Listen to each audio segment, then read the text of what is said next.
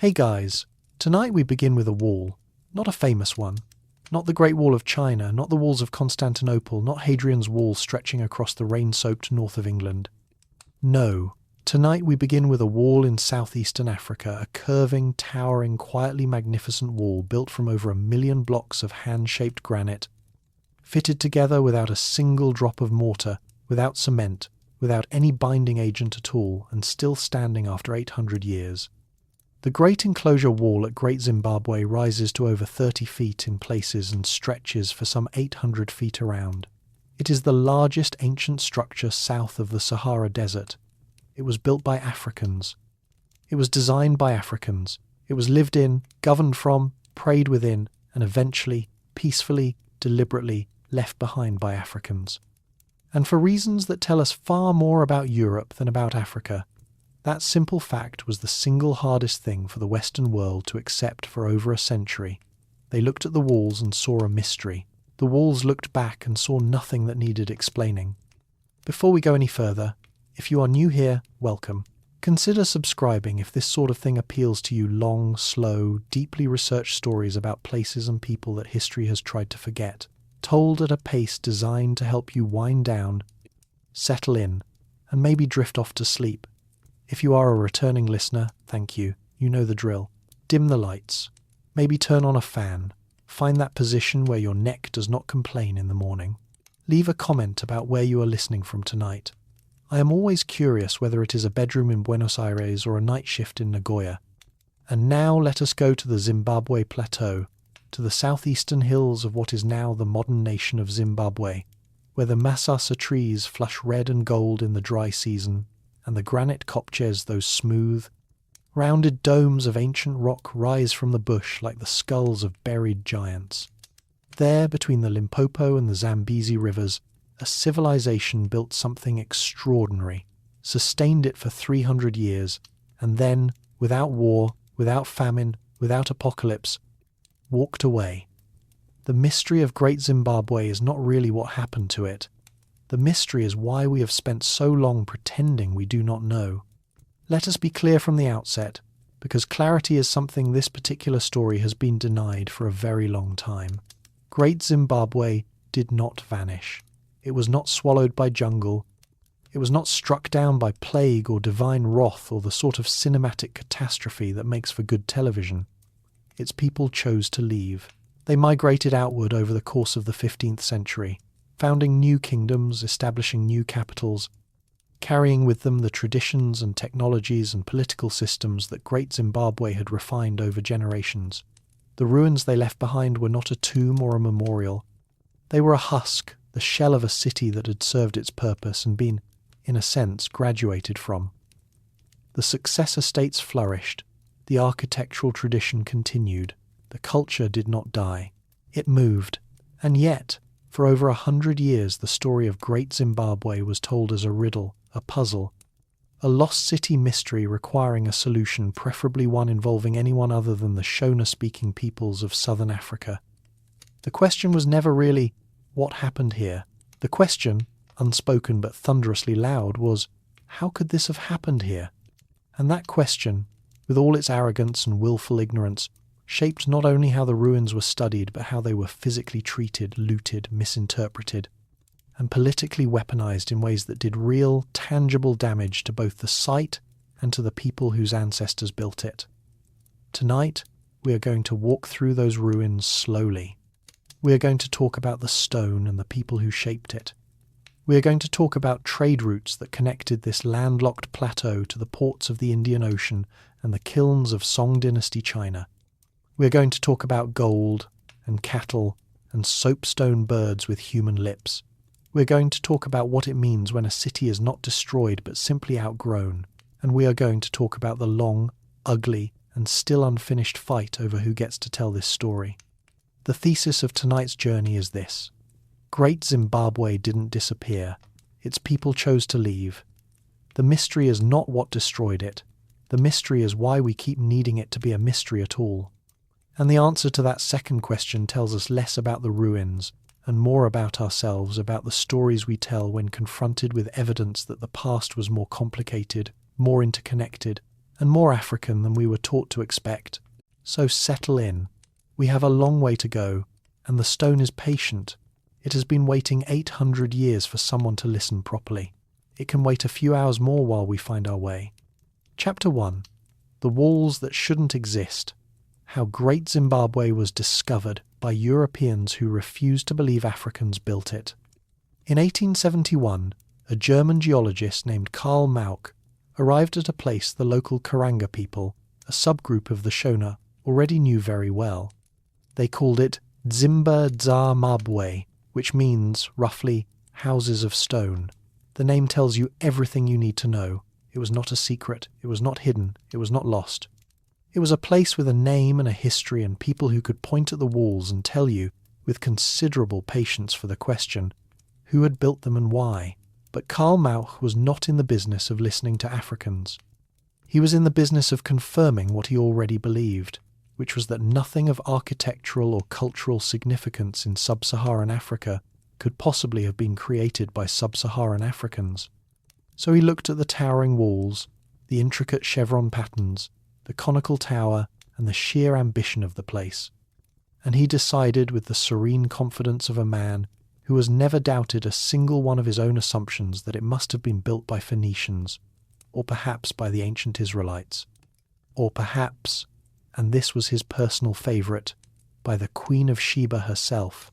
The local inhabitants, he concluded, were merely squatters in someone else's masterpiece. The Shona people, who had been living in and around the area for centuries, were not consulted on this theory. One imagines they would have had notes. Mauch's conclusions were not the eccentric ravings of a lone crank. They were entirely representative of the European intellectual consensus of his era, a consensus that had less to do with archaeology and more to do with ideology. The late 19th century was the golden age of the so-called scramble for Africa, the period in which European powers carved up the continent like a Sunday roast and justified the carving with a set of self-serving narratives about racial hierarchy, civilizational progress, and the supposed historical blankness of Africa south of the Sahara. In this narrative, sub-Saharan Africa had no cities, no states, no written traditions, no monumental architecture, nothing, in short, that would make colonization look like what it actually was, which was theft on a continental scale. Great Zimbabwe, with its massive walls and its obvious sophistication, was a problem. It was evidence, and evidence that contradicts a profitable lie is never welcome. So the lie was adjusted to accommodate the evidence, rather than the other way around. If the walls existed, then someone other than Africans must have built them. If gold had been mined and traded, then someone other than Africans must have organized the trade. If a city of 10 or 20,000 people had once thrived on this hilltop, then those people must have come from somewhere else.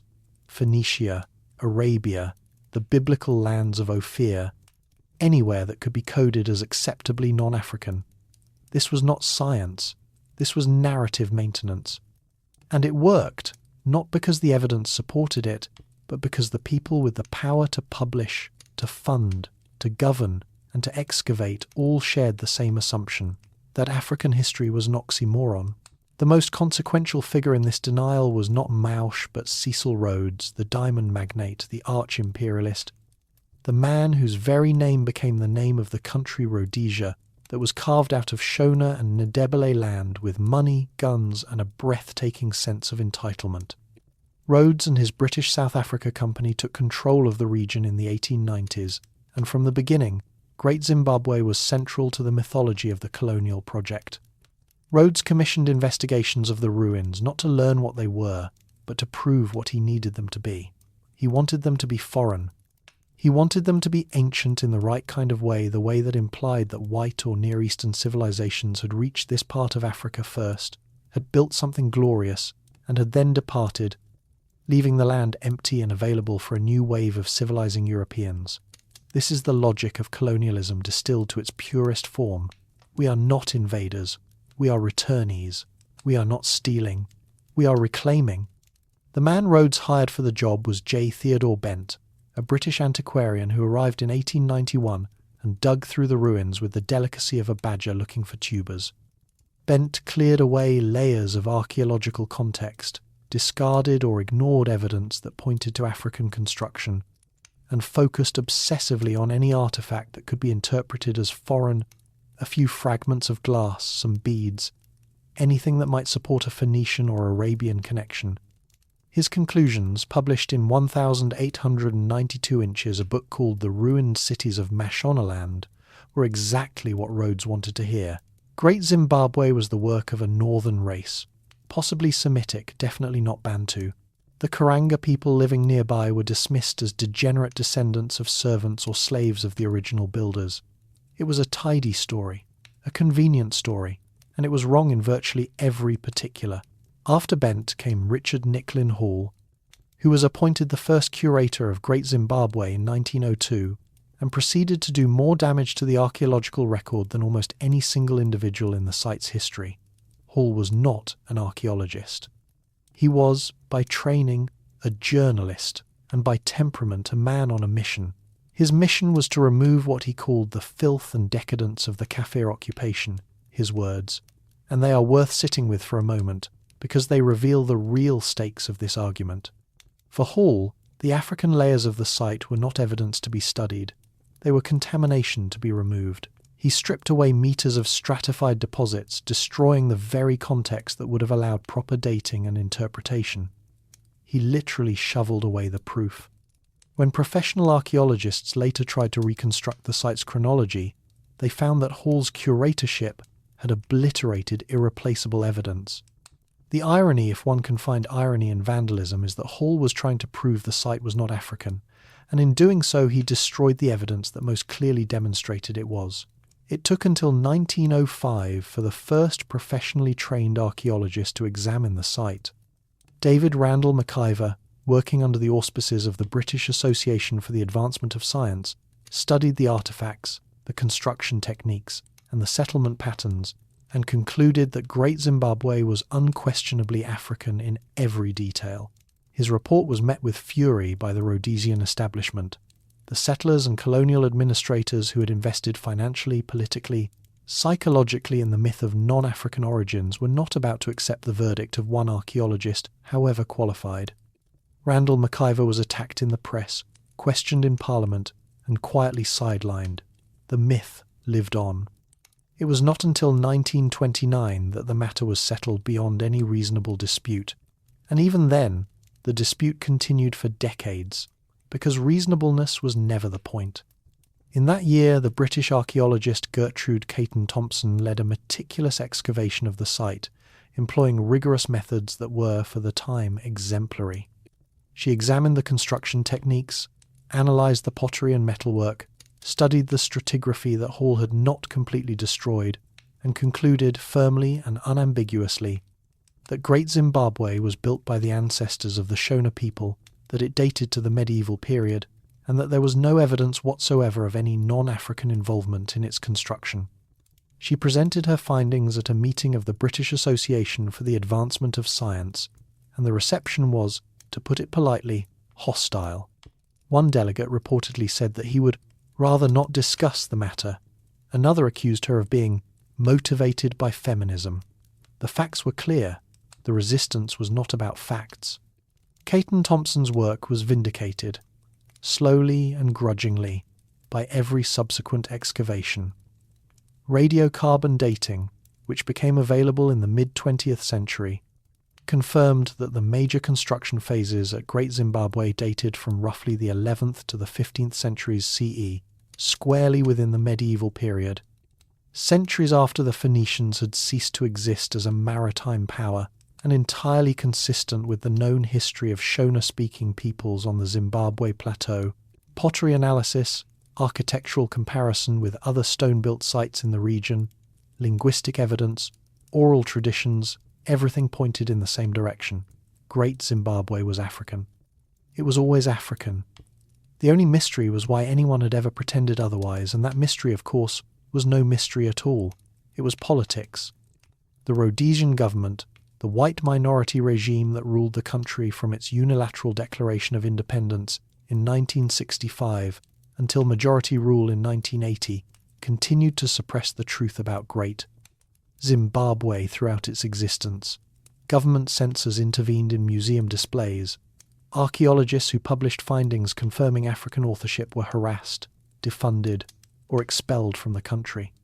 Peter Garlake, one of the foremost scholars of Great Zimbabwe, was effectively driven out of Rhodesia in the early 1970s for the crime of saying what the evidence showed. The regime understood, with the clarity of those who have something to hide, that Great Zimbabwe was not merely an archaeological site, it was a political argument. If Africans had built a city of this scale, sophistication, and beauty, then every justification for white minority rule, every claim of civilizational superiority, every assertion that Africans needed European guidance fell apart. The walls of Great Zimbabwe were, in a very real sense, a standing refutation of the colonial project. No wonder the colonizers spent so long trying to give those walls to someone else. What makes this story not merely sad, but genuinely enraging, is the scale of the damage. The physical destruction wrought by Bent, Hall, and generations of treasure hunters and amateur diggers is irreversible. Layers of archaeological evidence that could have told us precise details about the daily lives, diets, trade patterns, and social organization of Great Zimbabwe's inhabitants were scooped out and discarded in the search for gold, for biblical artifacts, for anything that could be waved in front of a newspaper editor as proof of a foreign origin. The intellectual damage is equally real. Decades of false attribution, decades in which Great Zimbabwe was presented in popular books, encyclopedias, and school curricula as a Phoenician or Arabian or mysterious unknown construction, warped public understanding not just of this one site, but of African history as a whole. It reinforced the insidious idea that Africa was a continent without a past, a blank slate awaiting European inscription, and the psychological damage to generations of Africans who were taught explicitly and implicitly that their ancestors could not have built something beautiful, that damage is incalculable. And it did not end with Zimbabwean independence in 1980. It lingers in every online comment that still asks, with a kind of aggressive innocence, but who really built it? The walls of Great Zimbabwe were not lost, they were not hidden, they were not waiting to be discovered, they were standing in plain sight, in a landscape full of people who knew exactly what they were. The only thing that was ever lost was the willingness of outsiders to believe the obvious. And the long, painful, still unfinished process of restoring that obvious truth to its rightful place is not a footnote to the story of Great Zimbabwe. It is, in many ways, the story itself, or at least the chapter that tells us the most about the world we live in now. Chapter 2. Stone without mortar, the architecture, engineering and genius of Great Zimbabwe's construction. To understand Great Zimbabwe, you have to understand granite. Not in the abstract textbook sense of igneous rock and feldspar crystals, but in the specific tactile, geological sense of what it means to live on the Zimbabwe Plateau, a vast, gently undulating highland that stretches across the interior of southeastern Africa, and that happens to be made, in large part, of granite that is very, very old and very, very willing to cooperate with anyone who understands how to ask it the right questions. The granite of the Zimbabwe Plateau is Precambrian, over 2 billion years old in places, and it has a particular quality that is essential to everything that follows. It exfoliates. That is to say, it naturally sheds layers, peeling off in slabs and sheets as the rock expands and contracts with changes in temperature. Walk across the kopjes around Great Zimbabwe and you will find, lying on the ground like pages torn from a stone book, flat slabs of granite in shapes that are already, without any human intervention, remarkably close to building blocks. Nature did the first round of quarrying, the builders of Great Zimbabwe did the rest. The technique they used is called dry stone construction, and the name is both accurate and misleading. Accurate, because there is no mortar, no cement, no mud, no binding agent of any kind between the blocks. Misleading, because the name makes it sound simple, like stacking firewood, when in fact it is an engineering discipline of extraordinary precision and sophistication. Each block had to be shaped not roughly, not approximately, but with careful attention to its dimensions and its relationship to the blocks around it. The builders used a method of controlled fracturing, heating the granite with fire and then cooling it rapidly with water to split it along natural planes. The resulting blocks were then further shaped by hammering and chipping. The fit had to be close enough that friction and gravity alone would hold the wall together, and hold it together not just under static conditions, but through centuries of thermal expansion and contraction. Seismic tremors, root intrusion, and the slow, insistent work of weather. That the walls are still standing after 800 years is not a testament to luck. It is a testament to knowledge of stone, of physics, of load distribution, and of the patience required to get things right when there is no glue to cover your mistakes. The site itself is conventionally divided into 3 main areas, though the reality is more complex and more interconnected than any map can convey. The hill complex sits atop a steep-sided granite hill, a natural kopje that rises about 80 metres above the surrounding valley. It is the oldest part of the site, with the earliest construction dating to roughly the 11th century CE, and it is widely interpreted as the political and spiritual heart of the settlement, the place where rulers lived, where rituals were performed, where the famous soapstone birds were originally displayed. The walls of the hill complex are built on and around the natural boulders of the kopje, incorporating the living rock into the architecture in a way that blurs the line between construction and landscape. Passageways wind between massive boulders. Walls follow the contours of the hill rather than imposing a grid.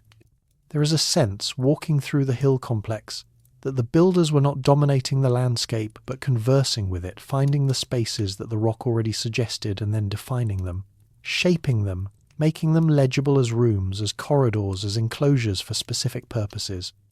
Below the hill, spread across the valley, is the area known as the Valley Ruins, a sprawling complex of stone-walled enclosures, passages, and structures that housed the bulk of the population and served a variety of residential, economic, and administrative functions. The Valley Ruins are less dramatic than the hill complex or the Great Enclosure, but in many ways they are more revealing because they show us how ordinary life was organised at Great Zimbabwe.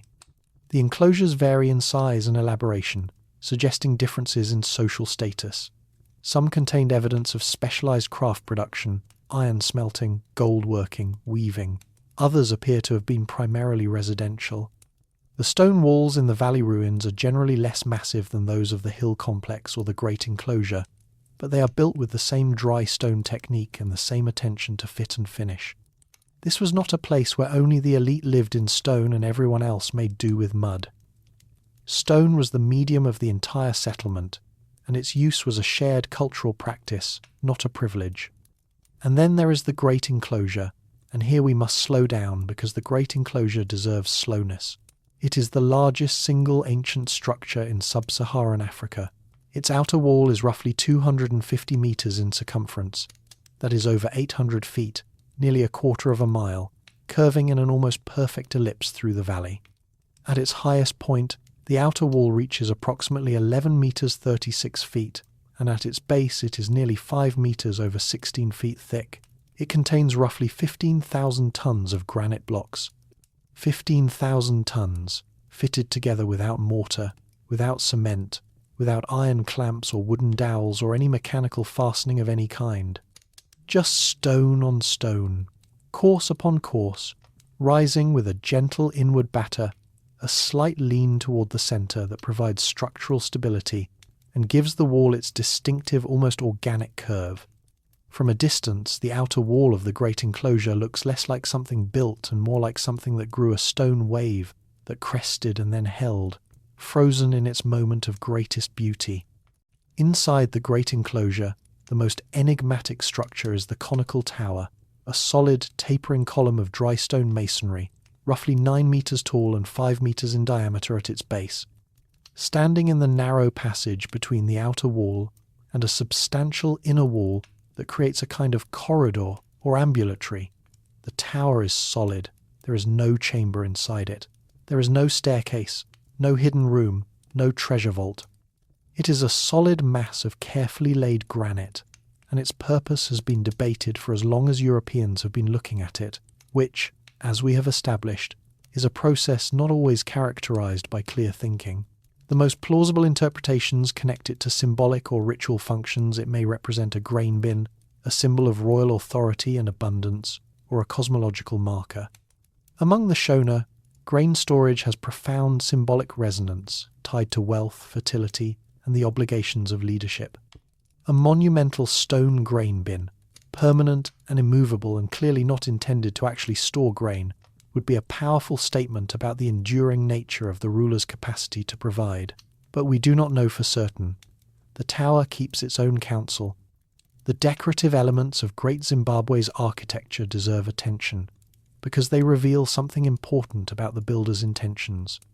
The most famous decorative feature is the chevron pattern, a zigzag band of stone that runs along the top of the outer wall of the Great Enclosure, created by setting blocks at alternating angles. It is a purely aesthetic choice. It adds nothing to the structural integrity of the wall. It is there because someone, or many someones, over many years decided that the wall should be beautiful as well as functional, and it is beautiful. The chevron band catches light differently throughout the day, its shadows shifting as the sun moves, giving the wall a living quality, a sense of movement along its length. Other decorative motifs found at various points in the ruins include dentelle patterns, a kind of tooth-like notching, and rounded turrets or monoliths set along the tops of walls. These features connect Great Zimbabwe to a broader architectural tradition found at other stone-built sites across the Zimbabwe Plateau, suggesting that the decorative vocabulary was not unique to Great Zimbabwe, but part of a shared cultural language of stone. The question that casual visitors often ask, and it is a reasonable question, is why? Why build in stone at all, when the overwhelming majority of structures in pre-colonial southern Africa were built from pole and daga, that is, wooden frames daubed with mud, which were perfectly functional, much easier to construct, and entirely adequate for the climate? The answer is that Great Zimbabwe was not built to be adequate, it was built to impress. Stone walls served a practical purpose. They defined spaces, controlled movement, provided security, and created acoustic and visual separation between different areas of the settlement. But they also served a political and symbolic purpose that was at least as important. The sheer scale and quality of the stonework communicated power. It said, "The ruler who commands this labour, who can organise the quarrying and shaping and laying of millions of blocks over years and decades, is not an ordinary person. This is monumental architecture in the full sense of the word architecture, designed to monumentalise, to make permanent and visible the authority of those who commissioned it. Every great civilization on earth has done this, from the pyramids of Egypt to the cathedrals of medieval Europe to the skyscrapers of modern Manhattan. The impulse to build big and build permanently is not a European invention, it is a human one. And Great Zimbabwe is one of its most remarkable expressions. There is something else worth noting about the decision to build without mortar, something that is easy to overlook if you are focused on the technical challenge rather than the philosophical implication. Mortar is a commitment to a specific arrangement. Once you cement two blocks together, their relationship is fixed. Any future alteration requires destruction. Dry stone construction, by contrast, is inherently flexible. Walls can be taken down and rebuilt. Blocks can be rearranged. Enclosures can be expanded, modified, or repurposed without demolishing the entire structure. The architectural record at Great Zimbabwe shows evidence of exactly this kind of ongoing modification. Walls were extended, passages were narrowed or redirected, new enclosures were added to existing ones. The city was not a static monument. It was a living, evolving, built environment that changed over centuries in response to changing needs, changing populations, and changing political circumstances. Dry stone construction was not a limitation. It was a choice that prioritized adaptability over permanence, and that allowed the city to grow organically rather than being locked into a single fixed plan. In a culture that valued responsiveness to changing conditions and, as we shall see, one that was entirely willing to relocate its centre of power when circumstances demanded, this was an eminently rational approach to building. One more thing about the stone, and then we will move on. Walk through the ruins of Great Zimbabwe in the late afternoon, when the tour groups have gone and the shadows are long and the granite is still warm from the day's sun, and you will notice that the stone has a particular colour, not grey exactly, though it can look grey in photographs. In person, in the right light, The granite of Great Zimbabwe ranges from pale gold to deep honey to a warm, almost amber tone that seems to glow from within. It is a colour that changes with the angle of the sun and the season of the year and the humidity of the air. At dawn, the walls are cool and silvery. At midday, they bleach pale in the overhead light. At dusk, they turn golden, then amber, then a deep, warm bronze that seems to radiate the accumulated heat of the day. The builders chose this stone. They chose it from the kopjes and outcrops that surrounded the site, and they chose it knowing one must assume what it would look like in the light of their own African sun. The aesthetic dimension of Great Zimbabwe is not incidental, it is integral. These walls were not meant only to stand. They were meant to be seen. They were meant to be beautiful, and they are. The construction techniques at Great Zimbabwe also reveal something about labour organisation and social complexity. Estimates of the total labour required to build the Great Enclosure alone run into hundreds of thousands of person-hours. This is not the kind of work that can be done by a small community in its spare time. It requires planning, coordination, logistics, the sourcing and transport of raw materials, the feeding and housing of workers, the supervision of construction, the aesthetic decisions about decoration and layout. It requires, in short, a state or something functionally equivalent to a state with the authority to mobilize labour on a large scale and direct it toward a common purpose. The existence of Great Zimbabwe is, in itself, evidence of centralized political authority. You do not build 15,000 tons of precisely fitted stonework by committee. Someone, a lineage, a dynasty, a ruling class directed this effort, and the fact that they did so over many generations suggests a continuity of political vision and organizational capacity that is, by any standard, impressive. But, and this is where we must resist the pull of pure admiration, we should also ask who did the actual work. The builders of Great Zimbabwe are often celebrated in the abstract, and rightly so, but the abstract can obscure the reality of physical labour. Quarrying, shaping and laying granite is exhausting, dangerous work. It breaks backs and crushes fingers and wears out joints. Who did it? Were they willing participants in a communal project, proud contributors to a shared cultural achievement? Were they conscripts, compelled by obligation or threat to labour for an elite? Were they captives, enslaved populations forced to build a monument to their own subjugation? The honest answer is that we do not know. The archaeological evidence does not clearly distinguish between voluntary and coerced labour in this context.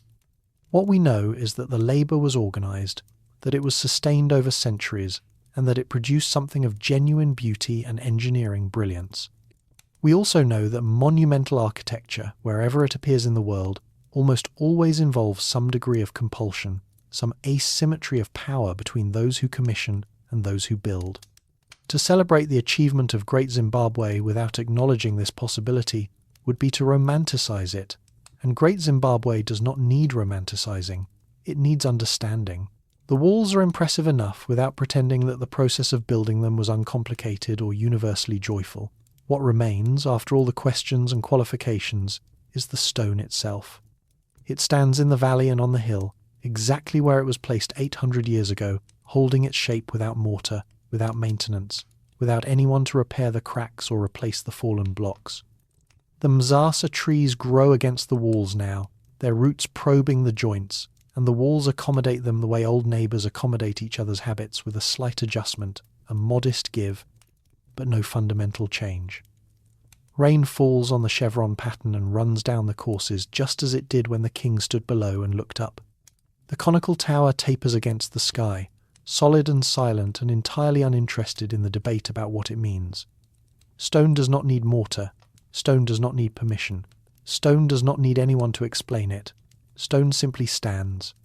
And when everything else, the politics, the theories, the denials, the repatriation arguments, the tourist brochures, has finally exhausted itself, the stone will still be there, holding the shape that someone gave it 800 years ago, warm in the afternoon sun, cooling in the evening air, waiting with the patience that only stone possesses. Chapter 3. The City at its Height. Trade, Wealth and Power in Medieval Southern Africa. If you had stood on the hill above Great Zimbabwe, around the year 1300 at the approximate height of the city's power. When the Great Enclosure was nearing completion and the settlement sprawled across the valley below in a maze of stone-walled compounds, what you would have seen would have contradicted nearly everything the 19th-century European imagination believed about Africa. You would have seen a city, not a village, not a seasonal camp, not a collection of huts gathered around a cattle kraal. A city with a population estimated by modern archaeologists at somewhere between 10 and 20,000 people, organised into distinct residential, political, religious and economic zones, supported by a productive agricultural hinterland, connected to trade networks that reached across the Indian Ocean to the ports of East Africa, the markets of the Arabian Peninsula, the workshops of Persia, and the kilns of China. You would have seen, in short, a functioning urban centre in the interior of southern Africa, thriving at roughly the same time that the cathedrals of Europe were going up and the Mongol Empire was redrawing the map of Asia. Great Zimbabwe was not an anomaly. It was a participant in the medieval world, a world that was far more interconnected, far more global and far more African than the textbooks of the colonial era were prepared to admit. The foundation of Great Zimbabwe's economy was cattle. This is not glamorous, but it is fundamental, and we should spend a moment with it before moving on to the gold and the Chinese porcelain, because the cattle came first and mattered most. On the Zimbabwe Plateau, cattle were not merely livestock. They were wealth incarnate, a store of value, a medium of exchange, a source of food, milk more than meat, in most circumstances a marker of social status, and a medium of political alliance through systems of loan, bride price and tribute. The archaeological evidence from Great Zimbabwe and the surrounding area shows large quantities of cattle bones, indicating substantial herds. The landscape around the site opened woodland and grassland. With reliable rainfall by the standards of southern Africa was well suited to cattle grazing, at least initially. Control over cattle meant control over wealth, which meant control over people. The rulers of Great Zimbabwe were, at their base, cattle lords not unlike the aristocracies of many pastoral and agro-pastoral societies worldwide. The monumental architecture, the trade goods, the political centralization, all of this rested, ultimately, on a foundation of grass and cattle and the social systems that organized them. But cattle alone do not explain Great Zimbabwe's rise to regional prominence. What elevated the city from a successful pastoral centre to a major political and economic hub was its position in a trade network that linked the gold-bearing regions of the Zimbabwe Plateau to the Swahili coast of East Africa, and through the coast to the Indian Ocean world. Gold was mined in the interior of southern Africa in the region around Great Zimbabwe, and further afield using relatively simple but effective techniques: shallow shafts, reef mining, and alluvial panning. The gold was then transported through a chain of intermediaries to the coast, where it entered the Indian Ocean trade and was shipped to markets in Arabia, India, Persia, and beyond. In return, goods flowed back along the same routes: glass beads of many colours and compositions, which have been analysed and traced to workshops in India, the Middle East, and even Southeast Asia; porcelain from China, including celadon ware from the Song and Yuan dynasties; some of the finest ceramics produced anywhere in the medieval world; cotton cloth from India and the Persian Gulf; and a variety of other luxury goods that served as markers of elite status. The evidence for this trade at Great Zimbabwe is abundant and unambiguous. Excavations have recovered fragments of Chinese celadon, including distinctive greenish glazed bowls and dishes that can be dated by style and composition to the 13th and 14th centuries.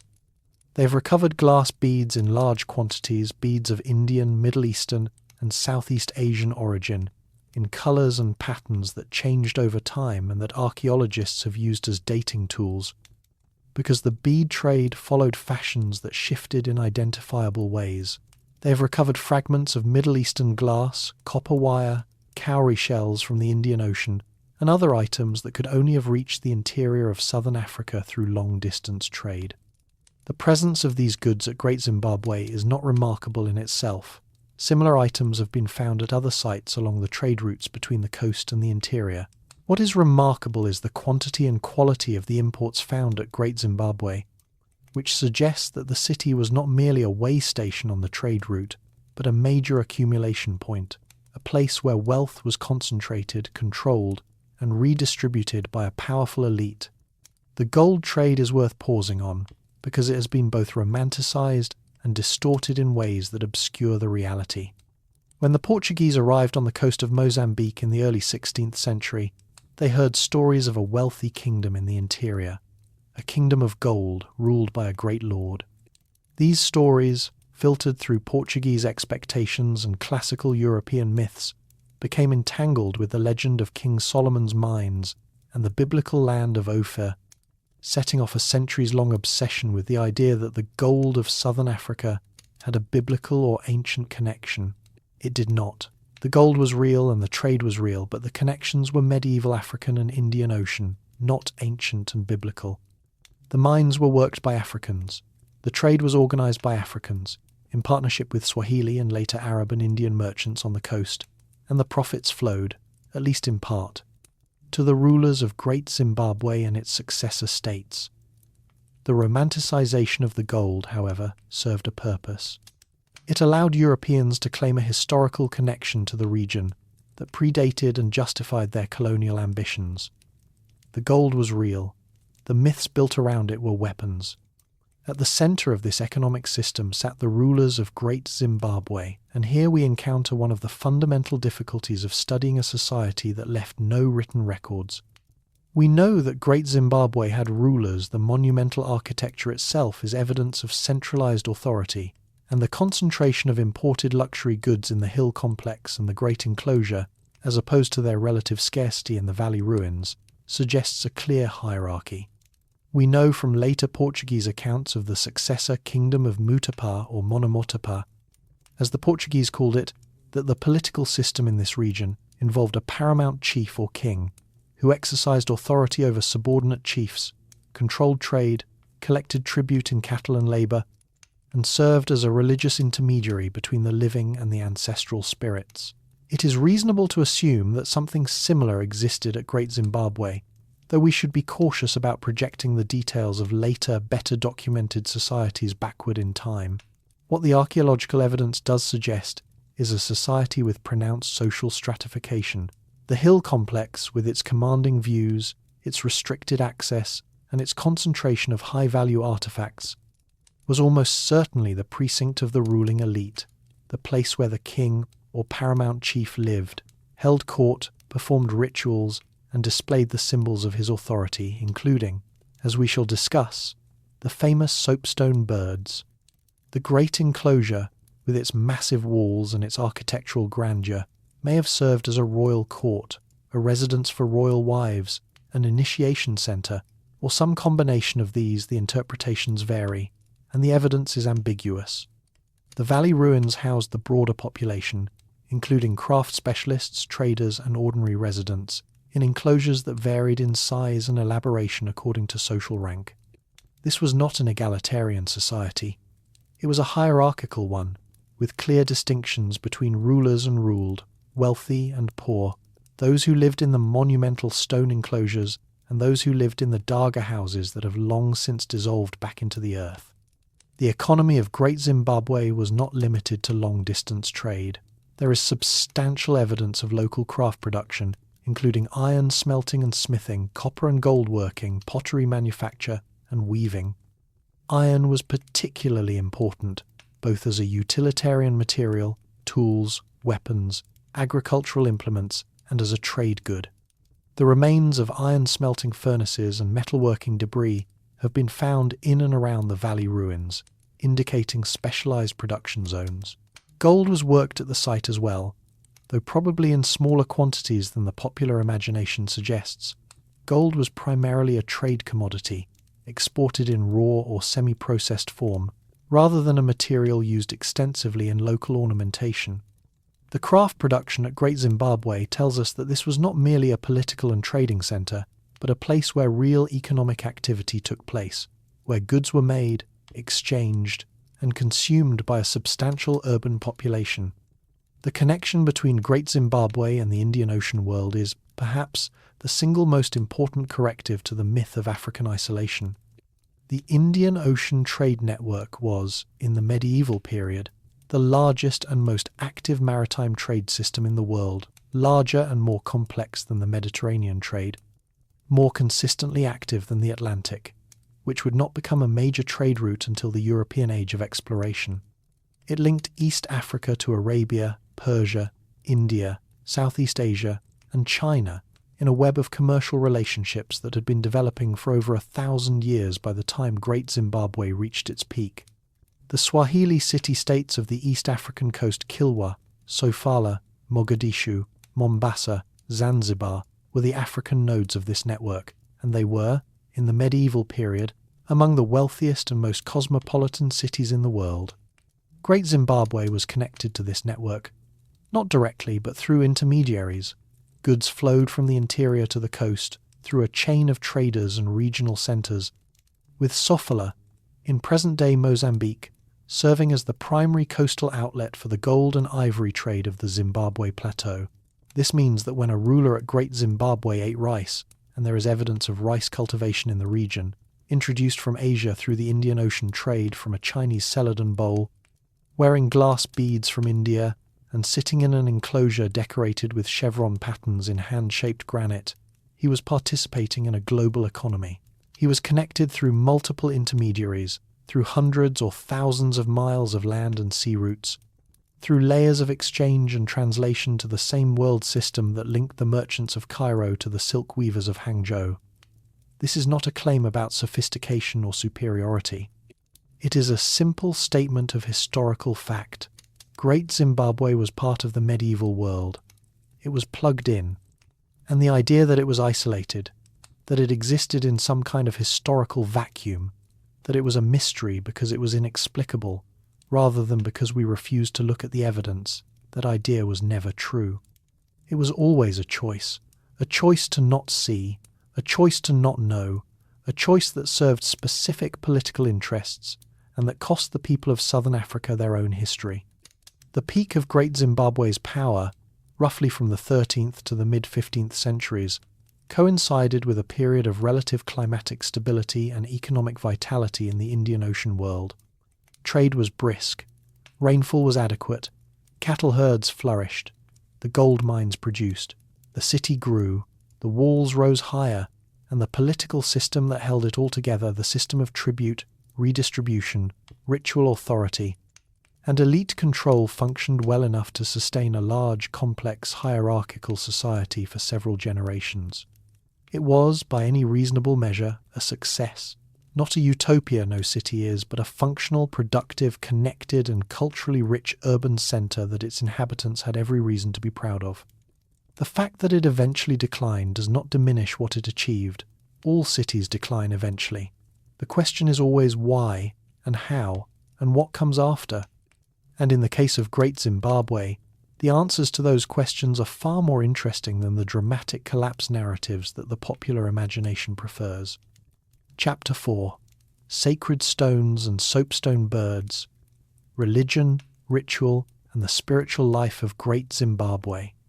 There is a moment, if you are fortunate enough to visit the hill complex at Great Zimbabwe, when the path narrows between two enormous boulders and the sky contracts to a thin blue strip overhead, and you realize that you are walking through a space that was designed deliberately, carefully, with full awareness of its psychological effect to make you feel the transition from ordinary ground to sacred ground. The approach to the hill complex is not casual, it is choreographed. The passageways twist and narrow, the walls close in, the light changes. By the time you reach the upper enclosures, you have been physically and emotionally prepared for an encounter with something different, something set apart from the daily life of the valley below. The builders of Great Zimbabwe understood what every cathedral architect in medieval Europe also understood, that the experience of approaching a sacred space is itself a form of ritual, and that architecture can be a technology of the spirit. The hill complex is the oldest part of Great Zimbabwe, and by most interpretations, its spiritual and political heart.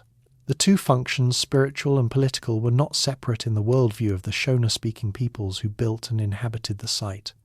Political authority and religious authority were intertwined, mutually reinforcing, and often embodied in the same individual. The ruler was not merely a secular administrator. He, and it was almost certainly he, though the role of women in the political and ritual life of Great Zimbabwe is a subject of ongoing scholarly discussion, was a mediator between the living and the dead, between the community and the ancestral spirits Mondoro or Vadzimu, who were believed to influence rainfall, fertility, health, and the general prosperity of the land.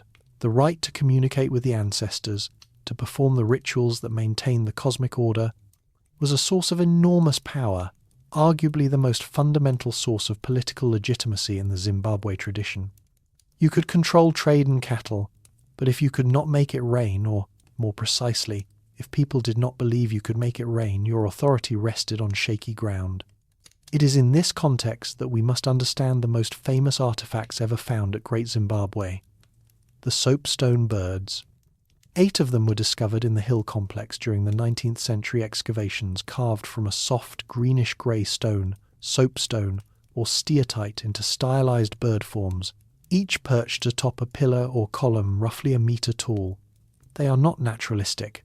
They do not look like any specific species of bird, though scholars have suggested connections to the battler eagle, the fish eagle, or other raptors associated with spiritual power in Shona cosmology. The birds are abstract, symbolic, and profoundly intentional. Their features blend avian and human characteristics. Some have human lips instead of beaks, human toes instead of talons. They are not birds pretending to be human or humans pretending to be birds. They are something else, intermediaries perhaps, between the human world and the spirit world, embodying the capacity to move between realms that was central to the ruler's ritual function. The soapstone birds were found in the eastern enclosure of the hill complex, the area most consistently identified as the ritual and ceremonial heart of the site.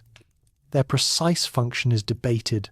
They may have represented specific ancestors, specific rulers, or a more general concept of spiritual authority. What is not debated is their importance. They were prominently displayed, carefully maintained, and clearly central to the ritual life of the hill complex. When Karl Mauch and his successors removed them from the site, carting them off to museums in Cape Town, Berlin, and elsewhere, they were not merely collecting artifacts.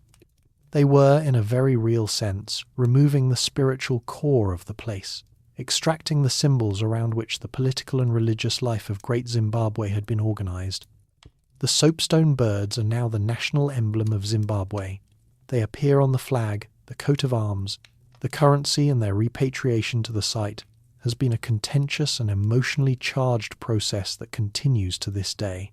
The spiritual life of Great Zimbabwe extended beyond the soapstone birds, of course. The hill complex contains evidence of various ritual activities, though the specifics are often difficult to reconstruct from archaeological evidence alone. Iron gongs, which are associated with political and ritual authority in many southern African societies, have been found at the site. So have fragments of pottery and other objects that may have been used in ritual contexts. The layout of the hill complex itself, with its careful manipulation of sightlines, acoustics, and the experience of movement through space, suggests that the architecture was designed not just for habitation but for performance, for the staging of rituals, audiences, and ceremonies that would have reinforced the ruler's authority and maintained the community's relationship with the spiritual world. One of the more intriguing aspects of the spiritual dimension of Great Zimbabwe is the relationship between the built environment and the natural landscape. The site was not chosen at random. The granite kopje on which the hill complex sits is a dramatic natural feature, a massive dome of ancient rock rising above the surrounding bush, visible from a considerable distance, and possessing a kind of inherent authority that requires no human enhancement.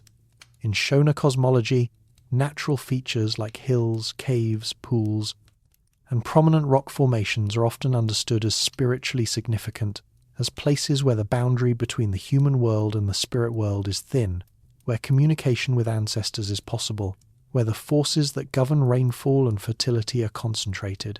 The decision to build the political and ritual centre of Great Zimbabwe on this particular kopje was almost certainly influenced by the spiritual significance that the landscape already possessed. The builders were not imposing meaning on a blank canvas. They were amplifying a meaning that was already there, marking and formalising a sacred geography that existed before the first stone was laid. This relationship between natural and built environments is visible throughout the site. Walls incorporate natural boulders. Passageways follow the contours of the rock rather than cutting through them. The Great Enclosure, though it sits in the relatively flat valley below the hill complex, is oriented and positioned in a way that maintains a visual and spatial relationship with the hill above. There is a conversation happening here between the human and the geological, between the shaped and the unshaped, between the constructed and the given. It is a conversation that modern Western architecture, with its preference for blank sites and clean breaks with the natural landscape, has largely forgotten how to have. At Great Zimbabwe, the stone remembers. The spiritual life of the city was also connected to its economic life in ways that are easy to overlook if you approach the site with modern Western assumptions about the separation of religion and commerce. The control of trade, particularly the gold trade, was not merely an economic function, it was a sacred trust. The ruler who controlled the flow of gold from the interior to the coast was exercising a power that was understood in both material and spiritual terms. Gold itself, in many southern African traditions, has spiritual connotations. It is associated with the sun, with purity, with the ancestral world. The regulation of mining and trade was not just about profit. It was about maintaining the cosmic order, ensuring that the flow of wealth from the earth was properly managed and that the spirits who govern the land were properly honoured. This is not mysticism. It is politics, the politics of a society in which the legitimacy of the ruler depended on his capacity to manage both the material and the spiritual well-being of the community. When that capacity was perceived to fail, when the rains did not come, when the cattle died, when the trade routes shifted, the political consequences could be severe. As we shall see, the eventual decline of Great Zimbabwe may have been related in part to precisely this kind of perceived failure. The sacred stones of Great Zimbabwe, the birds, the walls, the tower, the hill itself, were not merely religious artifacts in the narrow modern sense. They were the material infrastructure of a political and spiritual system that held the city together. They were the stage on which power was performed, the symbols through which authority was communicated, and the physical links between the human community and the ancestral world that legitimized everything else. When the people eventually left Great Zimbabwe, they did not take the stones with them. You cannot carry a hill. But they carried the ideas, the rituals, the cosmological frameworks, and the political traditions that the stones embodied. The successor states that emerged in the 15th and 16th centuries, the kingdom of Mutapa, the Torwa state at Kami, continued to build in stone, continued to venerate ancestors, continued to integrate political and spiritual authority. The birds may have been removed from their pedestals, but the beliefs they represented did not die. They migrated, adapted, and continued just as the people did. There is something worth noting about the soapstone birds that is easy to miss if you see them only in photographs or museum cases. They are, in person, smaller than you expect, roughly 30 to 40 centimetres tall, not counting the pillars. You could hold one in your hands. And yet the weight of them, not the physical weight, but the symbolic weight, the weight of everything they have been made to carry over the centuries, is enormous. They have been stolen, displayed, argued over, reproduced on flags and coins, claimed by governments and museums and nationalist movements. They have been interpreted as eagles, as ancestors, as gods, as political propaganda, as archaeological curiosities, as national symbols. They have borne all of this with the same expression, that calm, almost human face, those closed lips, those eyes that look outward but reveal nothing. If the walls of Great Zimbabwe are patient, the birds are serene. They have outlasted everyone who has tried to tell them what they mean. They will outlast us too. Chapter 5. The Slow Goodbye. Why Great Zimbabwe was abandoned and where its people went. Here is the part of the story that the documentary voice usually drops to a whisper for. The part where the music turns minor and the camera pans slowly across empty doorways and crumbling walls. The disappearance. The mystery. the great unanswered question, what happened to Great Zimbabwe? And here is where we must, with all due respect to the documentary tradition, refuse to whisper. Because the truth about Great Zimbabwe's decline is not dramatic, it is not cinematic, it is not a mystery in any meaningful sense. It is, instead, a story about practical decisions made by practical people in response to practical problems, a story that is far more interesting, far more human, and far more instructive than any tale of sudden catastrophe could be. Great Zimbabwe was not destroyed, it was not sacked by invaders, it was not wiped out by plague. It was gradually, methodically, and apparently deliberately abandoned over the course of the 15th century as its population dispersed to new centres of power across the Zimbabwe Plateau and beyond. The city did not fall, it emptied, and the distinction between those two things is everything. To understand why, we need to think about what makes a city viable over the long term and what happens when the conditions that sustained it begin to shift. Great Zimbabwe, at its peak, was a city of 10 to 20,000 people, with substantial herds of cattle, located on a plateau with finite resources. For 2 or 3 centuries, the system worked. The rains came with reasonable regularity. The grazing lands supported the cattle. The forests provided fuel for cooking, heating, and iron smelting. The gold mines produced. The trade routes flowed. But sustainability at that scale is a delicate thing, and the evidence suggests that by the early 15th century, several of the pillars that supported Great Zimbabwe's prosperity were beginning to crack. The most straightforward explanation is environmental degradation.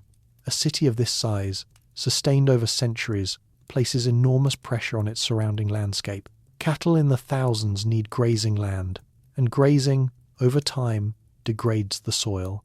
Trees are needed for fuel, for cooking, for smelting iron, for firing pottery, for the controlled fire quarrying technique used to split granite.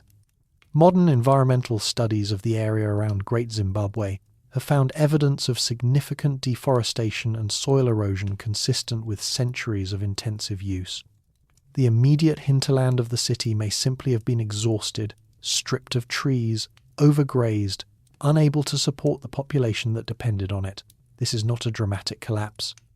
It is the slow, grinding arithmetic of carrying capacity, the same arithmetic that has brought down settlement after settlement throughout human history.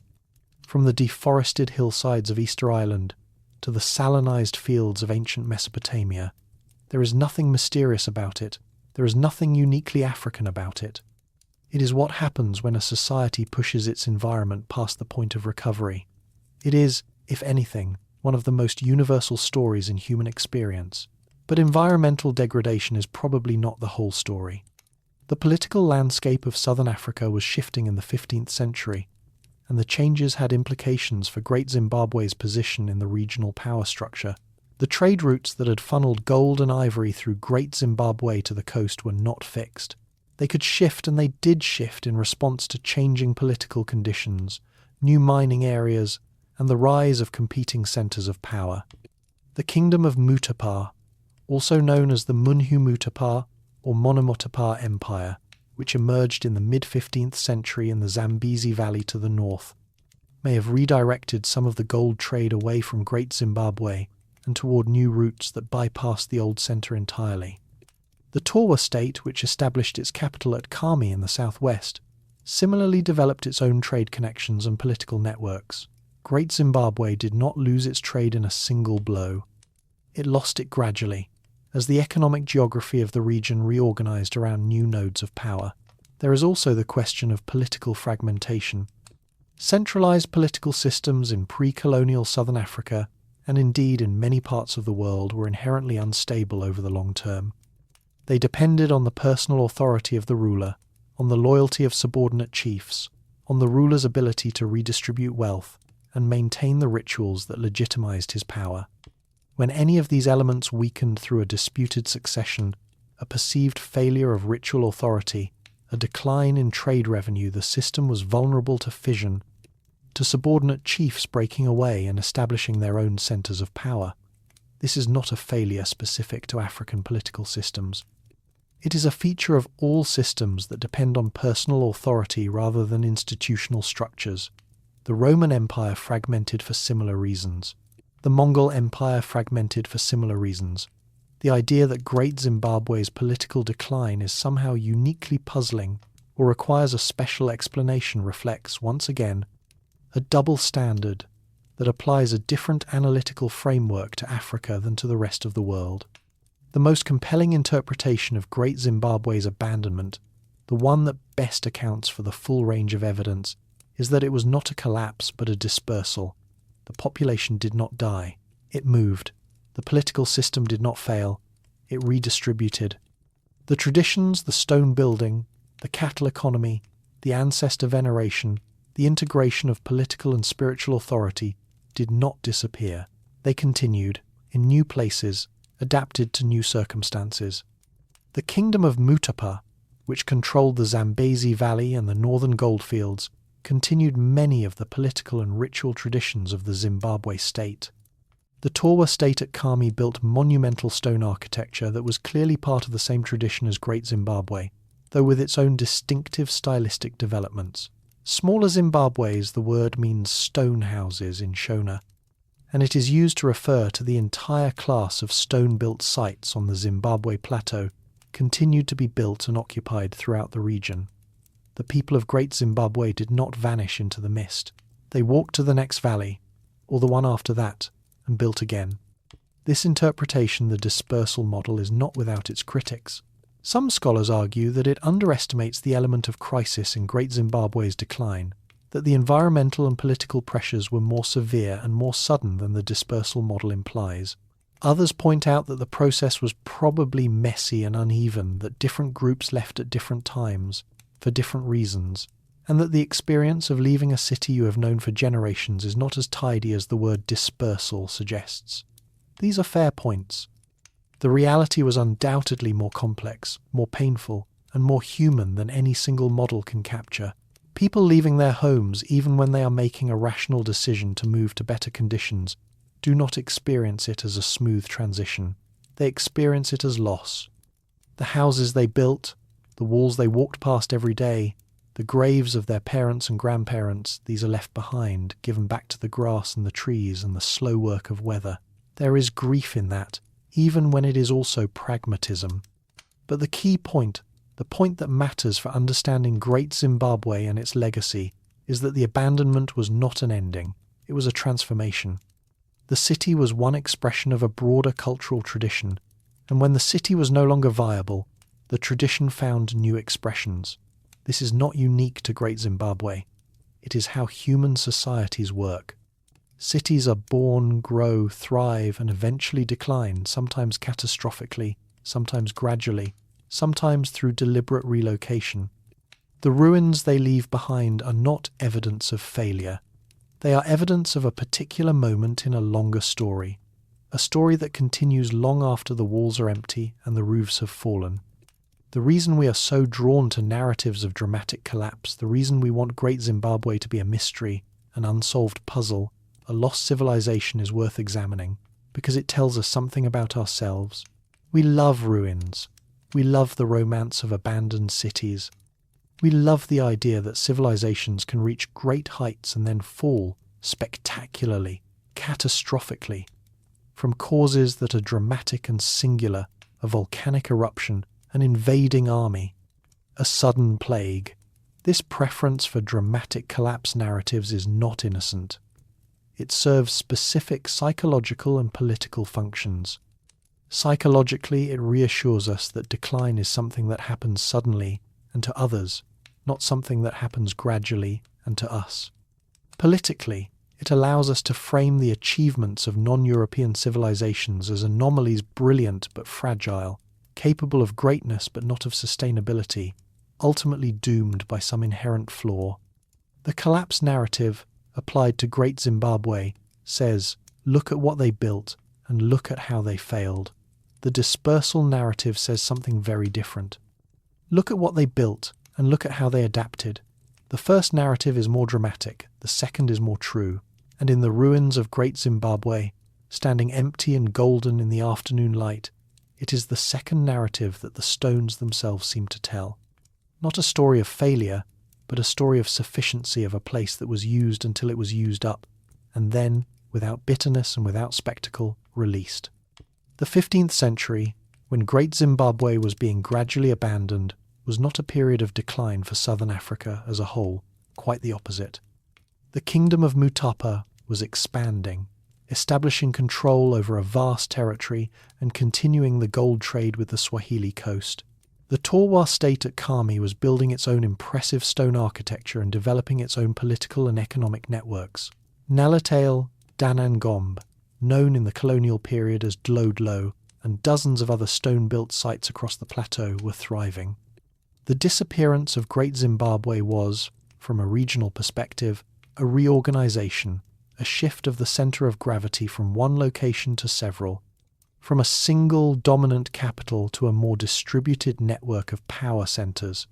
It was not the end of a civilization, it was the beginning of its next chapter. And so, if you visit Great Zimbabwe today and stand in the Great Enclosure as the sun drops low and the shadows lengthen, and you feel that particular melancholy that empty places provoke, that sense of something missing, something gone, it may be worth remembering that what is missing from Great Zimbabwe is not lost. It walked away, deliberately and with purpose, and it continued to live and build and trade and prey in new places that are less famous but no less real. The silence of the ruins is not the silence of death. It is the silence of departure, the quiet that follows when the last family has packed up and the door has been closed for the last time. Not because the house has fallen, but because the road ahead looked more promising than the road already travelled.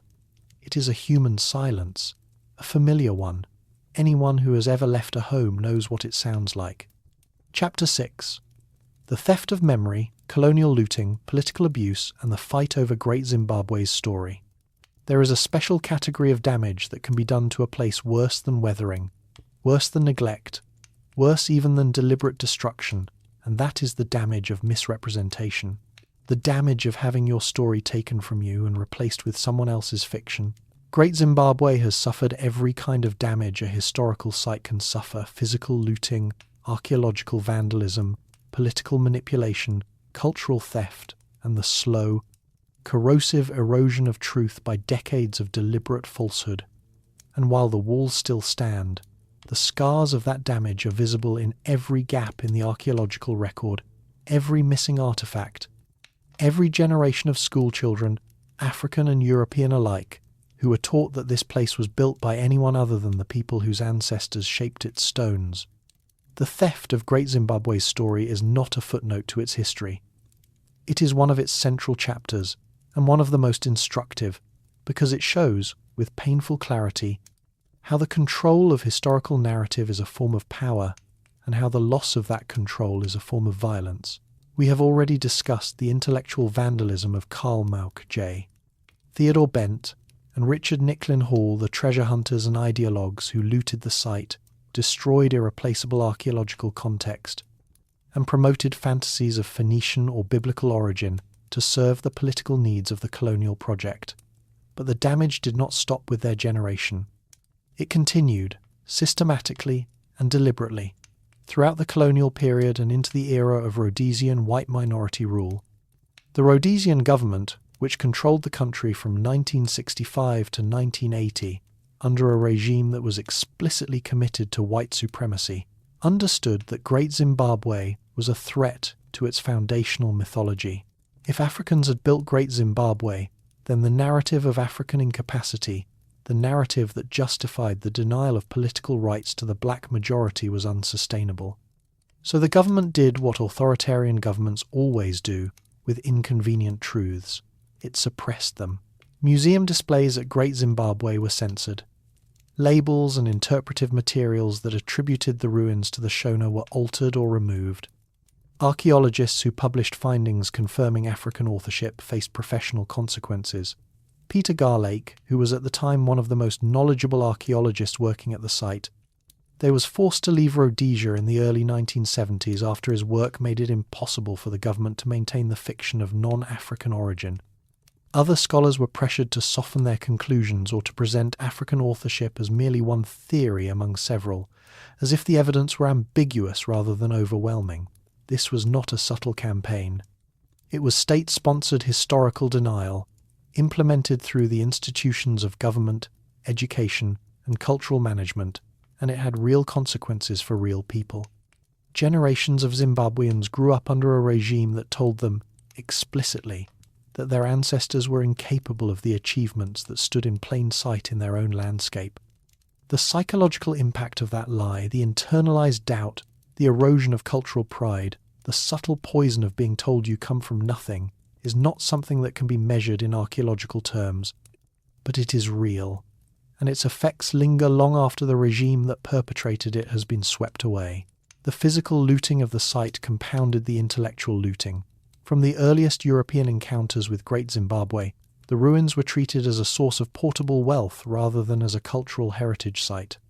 Treasure hunters dug through the deposits looking for gold and found some, along with the soapstone birds, carved dishes, iron tools, trade goods, and other artifacts that were carted off to museums, private collections and government offices across southern Africa and beyond. The most symbolically significant theft was of the soapstone birds. Of the 8 original birds found at the site, several ended up in the possession of Cecil Rhodes and were later housed in South Africa in Cape Town and in the Rhodes estate at Gertrude. Their removal from Great Zimbabwe was not merely a case of colonial acquisitiveness, though it was certainly that. It was a symbolic decapitation, the removal of the ritual heart of the site, the objects that embodied the spiritual and political authority of its builders. That the birds are now the national emblem of Zimbabwe, displayed on the flag that flew over the country when it achieved independence in 1980, only underscores the depth of the wound. A nation was named after a place, and the most sacred objects of that place were held by the former colonizer. The repatriation of the soapstone birds has been a long, contentious, and still incomplete process. Several of the birds have been returned to Zimbabwe over the years, though the circumstances of their return have often been politically charged. One was returned by South Africa in 2003 as part of a bilateral agreement. Others remain in South African institutions, and the question of their return is entangled with broader disputes about cultural property, colonial-era acquisitions, and the responsibilities of museums that hold objects taken under conditions of coercion or unequal power. These are not simple questions. Museums argue that they provide proper conservation, scholarly access, and global visibility for the objects in their care. Source countries argue that stolen property is stolen property, regardless of how well it is currently being looked after.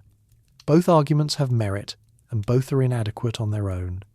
The soapstone birds of Great Zimbabwe are not merely objects of scholarly interest. They are objects of spiritual significance, cultural identity, and national pride. Their absence from the site where they were created and displayed for centuries is a wound that conservation and scholarship, however excellent, cannot heal. The modern era has brought new challenges to Great Zimbabwe, even as it has resolved some old ones.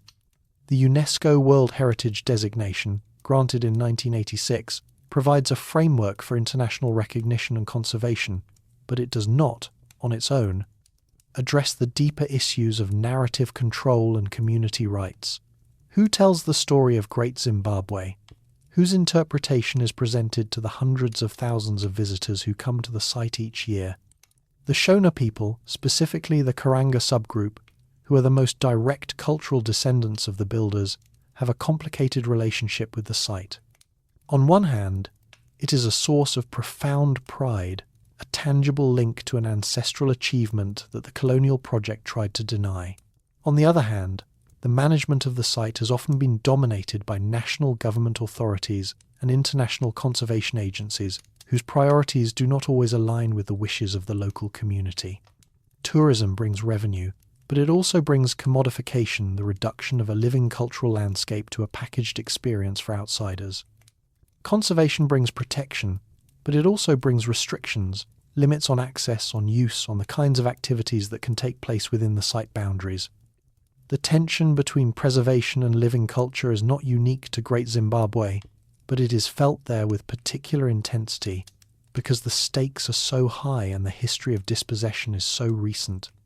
There is also the question of what has been permanently lost. The damage done by Hall's excavations, by the treasure hunters, by the decades of uncontrolled digging and removal, is irreversible. Archaeological context, the precise location, orientation and association of artefacts within stratified deposits, is the primary source of information for understanding how a site was used, by whom, and when. Once that context is destroyed, it cannot be reconstructed. The artefacts themselves survive, but their meaning, the relationships between them, the stories they could have told if they had been found in place, is gone. We will never know how much information about Great Zimbabwe was lost in the 19th and early 20th centuries. We can only know that it was substantial, and that the loss was not accidental but deliberate, the result of a conscious decision to treat the site as a mine for portable valuables rather than as a record of human life. The irony, and it is a bitter irony, is that the people who caused the most damage were often the ones most loudly proclaiming their dedication to uncovering the truth about Great Zimbabwe. They were seeking a truth that confirmed their prejudices, and they destroyed the evidence that contradicted it. The stones survived. The stories between the stones, many of them did not. What gives this chapter its particular weight is not the individual acts of looting or censorship, damaging as they were, but the systemic nature of the assault on Great Zimbabwe's story. This was not a case of a few bad actors behaving badly. It was a coordinated, multi-generational campaign spanning colonial governments, academic institutions, museums, publishing houses, and educational systems to deny African achievement, to appropriate African heritage, and to control the narrative of an entire continent's past. That campaign has been defeated, in the sense that the African authorship of Great Zimbabwe is now universally accepted by legitimate scholarship, but its effects have not been erased. The gaps in the archaeological record remain. The stolen artefacts remain in foreign collections. The psychological scars remain in communities that were told their history was not worth remembering. And the narrative distortions, the mystery, the lost civilization, the implication that Great Zimbabwe requires a special explanation beyond the obvious one, linger in popular culture, in television documentaries, in the framing of this very video's title. We called it mysterious because that is what the algorithm rewards, and the algorithm rewards it because that is what audiences have been trained to expect. The damage is structural. It is embedded in the way we think about Africa and its past. And undoing it requires not just correcting the facts have been corrected for a century, but changing the stories we tell about those facts and who gets to tell them. This is, perhaps, the deepest lesson of Great Zimbabwe's contested history, that the control of narrative is the control of power, and that the theft of a people's story is as real and as violent as the theft of their land or their labour. The walls of Great Zimbabwe have survived everything: looting, vandalism, political manipulation, academic fraud, and the slow, quiet assault of weather and time. They are still standing. They will still be standing long after the last Rhodesian apologist and the last Phoenician conspiracy theorist have been forgotten. But the stories that the walls could have told, the stories that were shoveled away by Hall, pocketed by Bent, suppressed by the Rhodesian censors, those stories are gone. And in their absence, we are left with silence where there should be knowledge, mystery where there should be clarity, and the nagging sense that the most important thing we do not know about Great Zimbabwe is not what its builders intended, but what its destroyers took. Chapter 7. Echoes in Stone.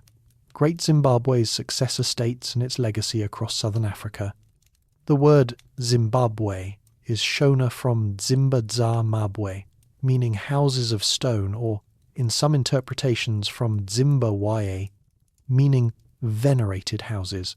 It is a word that describes not a single place but a tradition, a way of building, a way of organizing political space, a way of marking the relationship between authority and stone that extends across the Zimbabwe Plateau and spans centuries.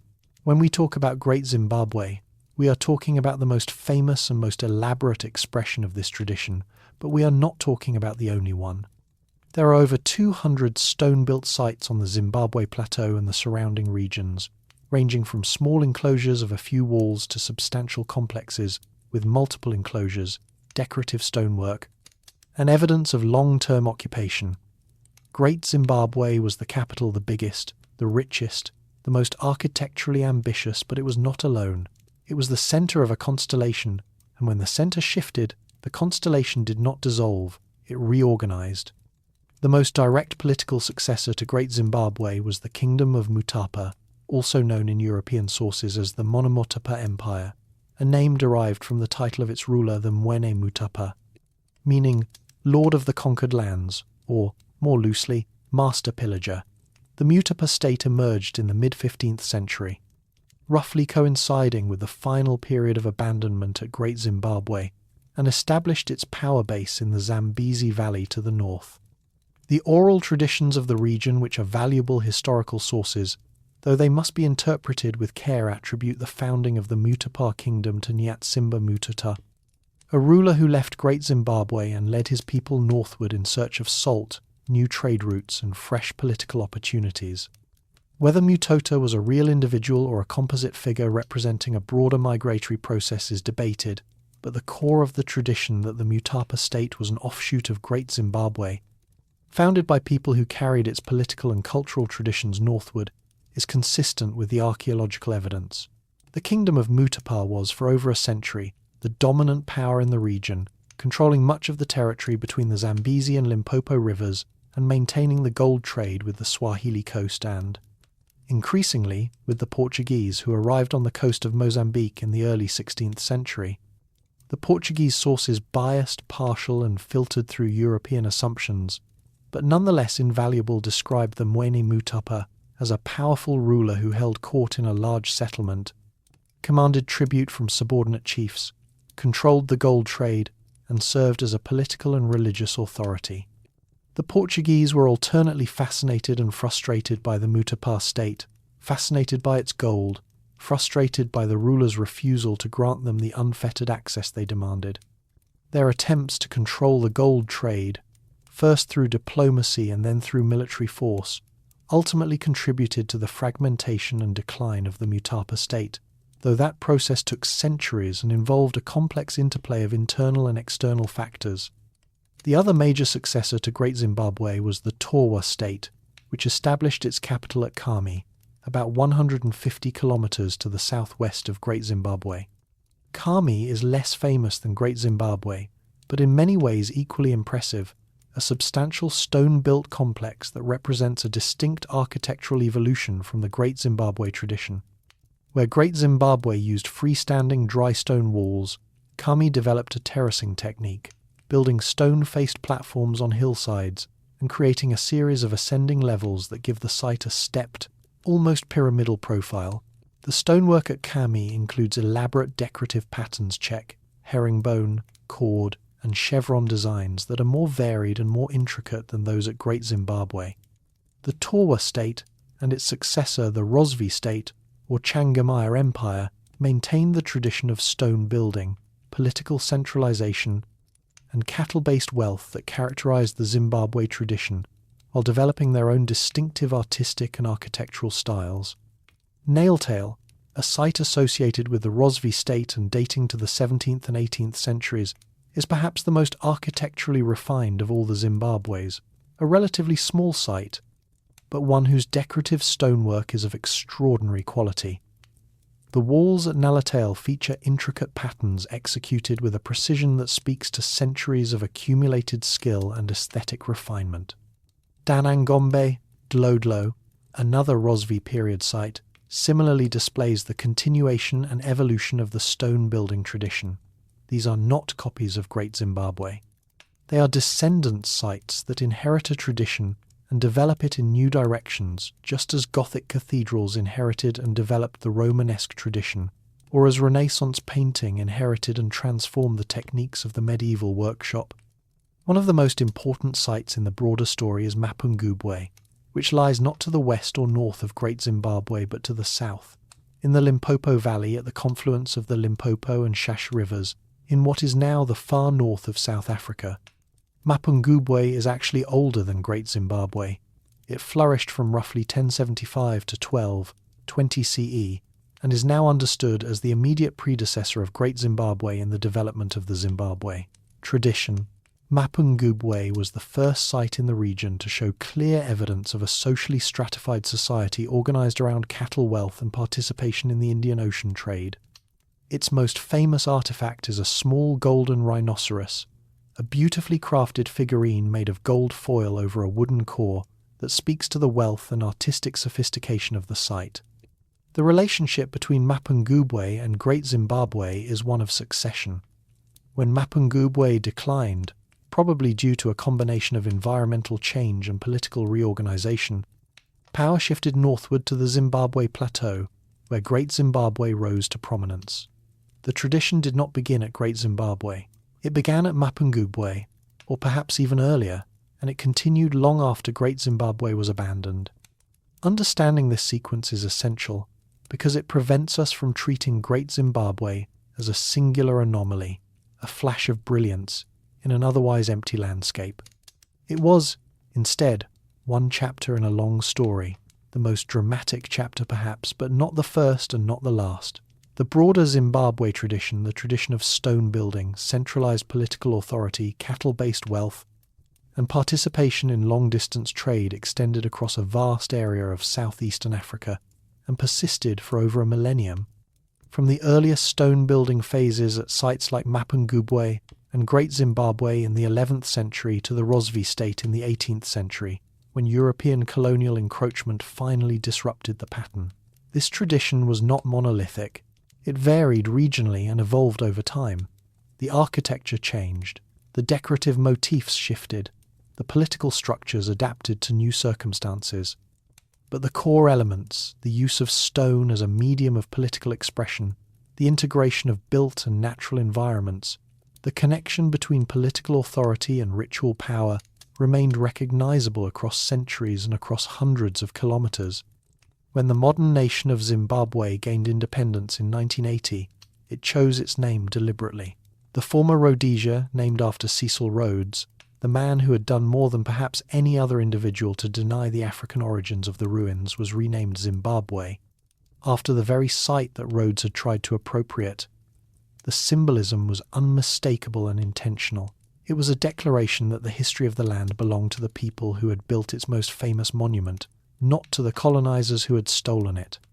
The soapstone bird, taken from the hill complex and displayed on the Rhodesian coat of arms in a context that implicitly denied African authorship, was reclaimed and placed on the flag of the new nation. The same bird, the same stone, the same eyes, but now looking out over a different country.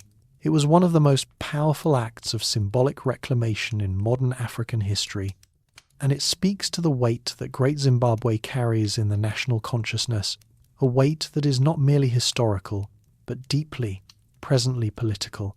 The legacy of Great Zimbabwe in the modern world extends beyond the nation that bears its name. The site is a touchstone for debates about African history, about the impact of colonialism on historical knowledge, about the ethics of archaeological practice, about the politics of cultural heritage, and about the way we construct narratives of civilizational rise and fall.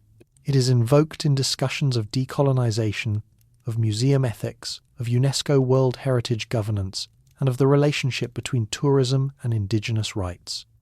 It is, in a very real sense, a test case, a place where all the big questions about history, power, and identity converge.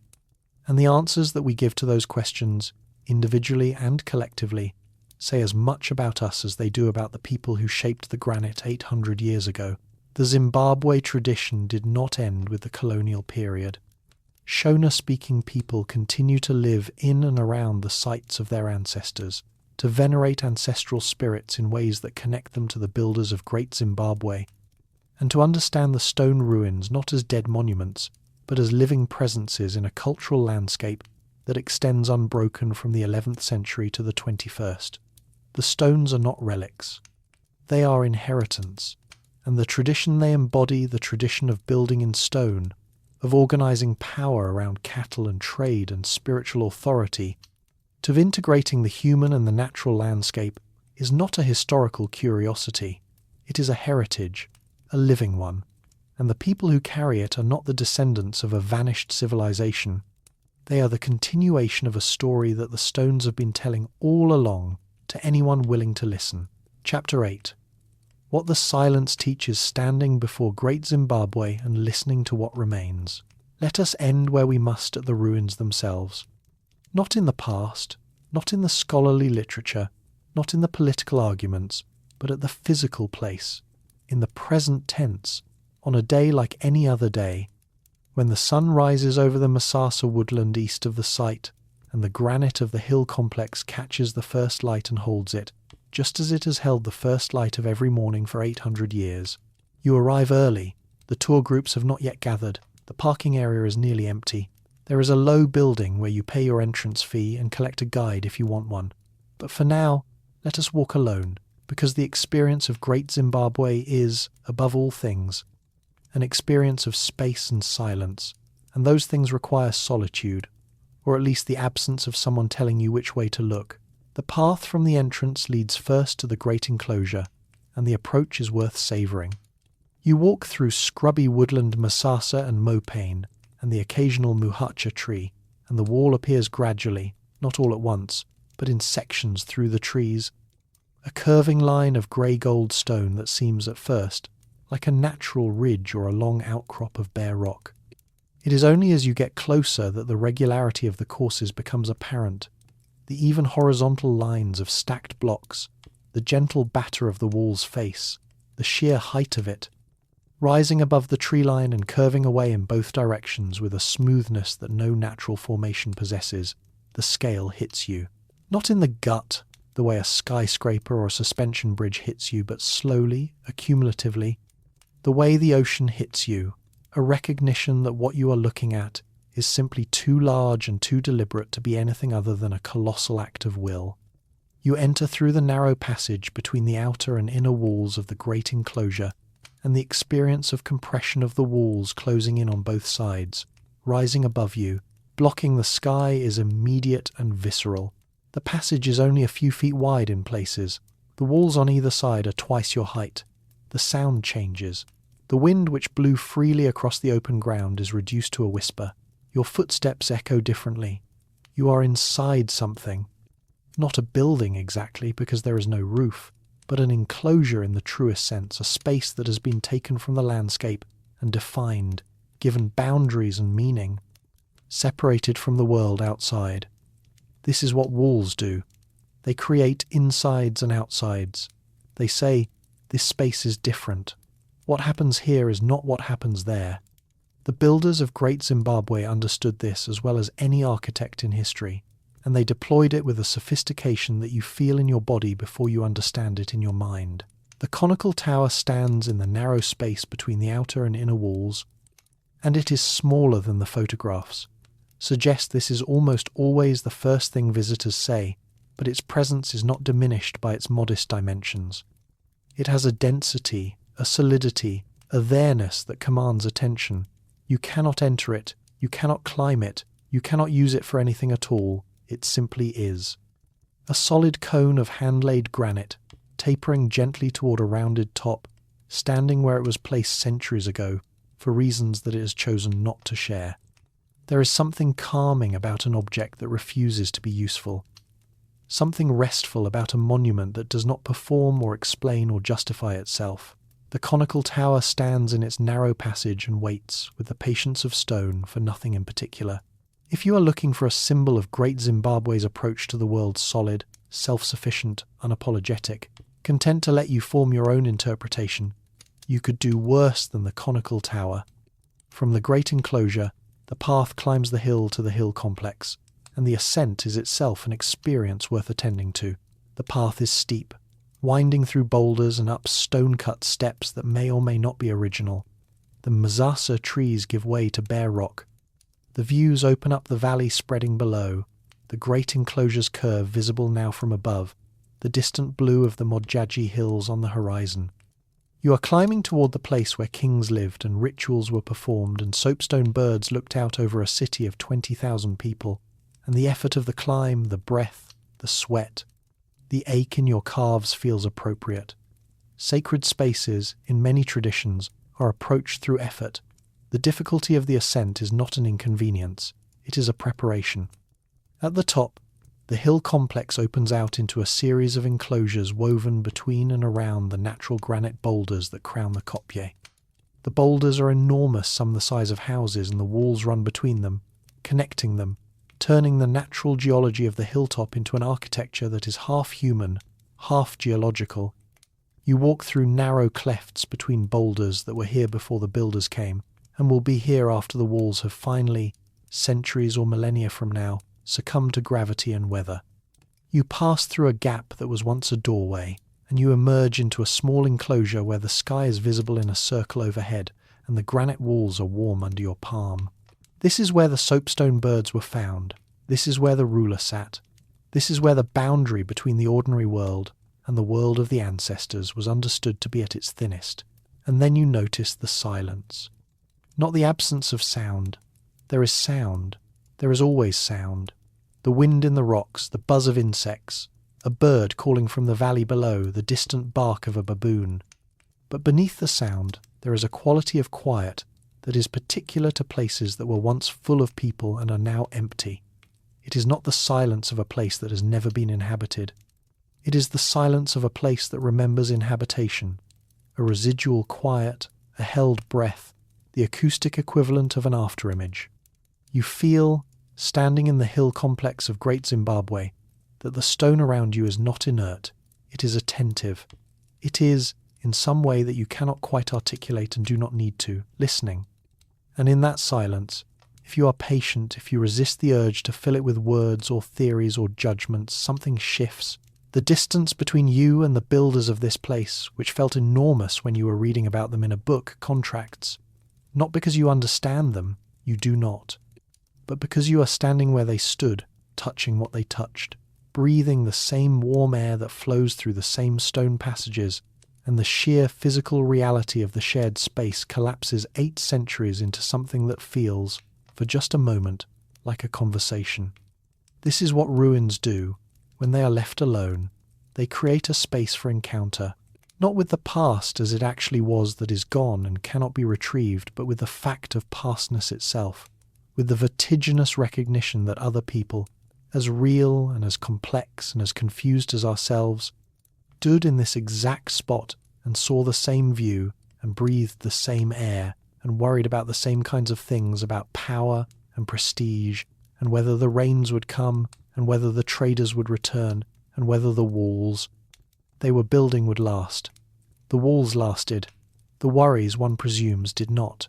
And there is something in that disproportion, the permanence of the stone and the transience of the people who shaped it, that is not sad, exactly, but clarifying. It puts things in perspective. Your problems, standing in the hill complex of Great Zimbabwe with the sunset turning the granite amber, seem both more and less significant than they did that morning. More, because you are connected to something ancient and vast.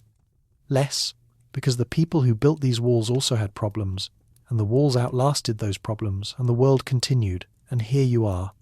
The experience of visiting Great Zimbabwe, the physical, sensory, emotional experience, is something that no script or documentary or book can fully convey, and it is tempting to apologize for that. But apologies are unnecessary. What words can do, and what this script has tried to do, is prepare you. Not to experience the sight, because that requires your body in that place, but to understand why the experience matters, why it is worth the journey, the entrance fee, the steep climb, the sweat and the silence, and why, if you cannot make the journey, it is still worth sitting with the idea of the place, the image of it, the sense of what it represents, because Great Zimbabwe is not just a collection of walls. It is an argument about what Africa was, and what it is, and what it can be. An argument about who gets to build, and who gets to be remembered, and who gets to tell the story. An argument made not in words, but in stone, in the patient, precise, unmortared placement of one granite block upon another, repeated 1,000,000 times over, until the walls rose high enough to be seen from the valley, and the valley was organized into a city, and the city was connected to the world, and the world, for a little while at least, noticed. The light changes. The granite, which was gold, turns amber. The amber deepens to bronze. The shadows in the passageways grow long and dark. A bird calls from the valley, a Huglin's robin perhaps, or a tropical boo-boo, and the call echoes off the stone and hangs in the still air. The heat of the day is releasing from the walls now, a faint warmth that you can feel on your face if you stand close. The stone giving back what the sun has given it, slowly, generously, without hurry. And you realize that the stone is doing what it has always done. It is holding the shape it was given, holding the heat of the day, holding the memory of the hands that placed it, holding, in its patient mineral way, the entire story, the builders and the kings, the traders and the priests, the cattle in the valley and the gold in the earth and the birds on their pillars, and the people who one day, one year, one generation looked around at the place their grandparents had built and decided it was time to go. The stone holds all of it. It does not editorialize. It does not explain. It does not defend itself against the false stories that have been told about it, because stone does not argue. Stone endures. And in the enduring, in the sheer, stubborn, 800-year fact of its continued existence, the stone of Great Zimbabwe says everything that needs to be said. Closing. And so we arrive at the end, though end is the wrong word for a place that has been ending and continuing for 6 centuries, a place where the departure is still unfolding and the story is still being told.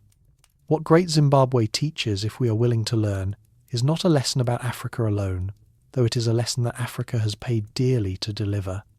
It is a lesson about all of us, about the stories we tell when we encounter something we did not expect, and the stories we suppress when the truth is inconvenient, and the stories we inherit without questioning, and the stories we owe to the people whose achievements we have diminished, denied, or simply failed to notice. Great Zimbabwe was a city. It was a capital. It was a trading hub, a sacred centre, a seat of power, and a monument to the human capacity to shape stone and organise society and connect with the wider world. It was built by Africans, sustained by Africans, and eventually, deliberately, left behind by Africans who carried its legacy forward to new places and new expressions. It was not mysterious. It was not anomalous. It was not a puzzle waiting for a European solution. It was a city, and cities do what cities do. They rise, they flourish, they change, and sometimes they are outgrown. The mystery of Great Zimbabwe is not what happened to it. The mystery is why we ever thought it needed a mystery at all. Tonight, if you are still awake, and if you are not, that is perfectly fine. The stones do not mind.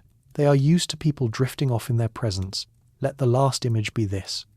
A wall in a valley in southeastern Africa, curving against the sky. No mortar between the blocks, no explanation attached, no placard, no tour guide, no argument about who built it or why. Just stone on stone, fitted with care, standing with patience, golden in the last light of a day that is 800 years long and still not over. The wall does not need you to speak for it. It does not need you to solve it. It does not need your theories or your myths or your mysteries. It has been speaking, in its own language, in the language of granite and gravity and the slow accumulation of human effort, for 8 centuries. It will continue speaking long after we are gone. What it says is simple. What it says is this. We were here. We built this. We knew what we were doing. And when we were done, we moved on. Because that is what the living do. They build, and they leave, and they build again. The stone stays. The stone remembers. The stone waits. And in the silence of the Zimbabwe Plateau, where the Masasa trees flush red at the end of the dry season, and the granite kopjes hold the last warmth of the sun, the walls of Great Zimbabwe continue their long, unhurried conversation with the sky. They have never needed anyone to speak for them. They have been speaking for 800 years. We just needed to stop talking long enough to hear. Good night.